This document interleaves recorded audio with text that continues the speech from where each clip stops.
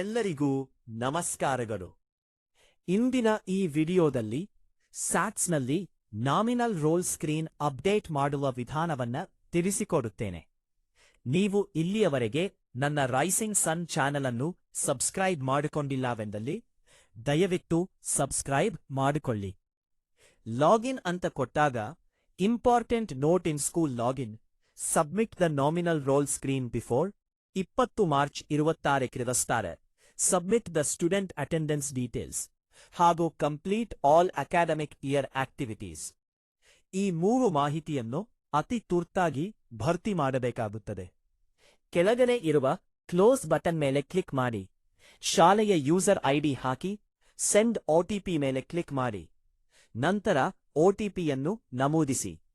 ಒಟಿಪಿಯನ್ನು ನಮೂದಿಸಿದ ನಂತರ verify OTP ಮೇಲೆ click ಮಾಡಿ. ಮೊದಲ ಪುಟದಲ್ಲಿ ನೋಟಿಫಿಕೇಶನ್ ಎಂಬ ಪಾಪ್ ಆಪ್ ಮೆಸೇಜ್ ಕಾಣುತ್ತದೆ. ಅಲ್ಲಿ kindly complete nominal roll student remark before 20 March 26 ಅಂತ ಇದೆ. ಅಲ್ಲಿ ಓಪನ್ ನಾಮಿನಲ್ ಸ್ಕ್ರೀನ್ ಅಂತ ಇದೆ, ಅದರ ಮೇಲೆ ಕ್ಲಿಕ್ ಮಾಡಿ. ಶೋ ಎಂಟ್ರೀಸ್ ಇದ್ದಲ್ಲಿ ಆಲ್ ಆಪ್ಷನ್ ಮೇಲೆ ಕ್ಲಿಕ್ ಮಾಡಿ. ಈಗ ನಿಮ್ಮ ಶಾಲೆಯಲ್ಲಿರುವ ಎಲ್ಲಾ ಮಕ್ಕಳ ಲೀಸ್ಟ್ ಶೋ ಆಗುತ್ತದೆ.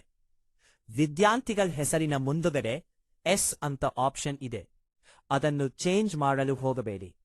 ಒಂದು ವೇಳೆ ನಿಮ್ಮ ಶಾಲೆಯಲ್ಲಿ OOSC ಮಕ್ಕಳು ಇದ್ದಲ್ಲಿ ನೋ ಮೇಲೆ ಕ್ಲಿಕ್ ಮಾಡಿ ರೀಸನ್ ಅನ್ನು ಬರೆಯಿರಿ. ನಿಮ್ಮ ಶಾಲೆಯಲ್ಲಿ OOSC ಮಕ್ಕಳು ಇಲ್ಲದೇ ಇದ್ದಲ್ಲಿ ಎಲ್ಲಾ ಮಕ್ಕಳ ಹೆಸರಿನ ಮುಂದುಗಡೆ ಎಸ್ ಇರುವುದನ್ನು ಖಾತ್ರಿಪಡಿಸಿಕೊಂಡು ಸಬ್ಮಿಟ್ ಬಟನ್ ಮೇಲೆ ಕ್ಲಿಕ್ ಮಾಡಿ.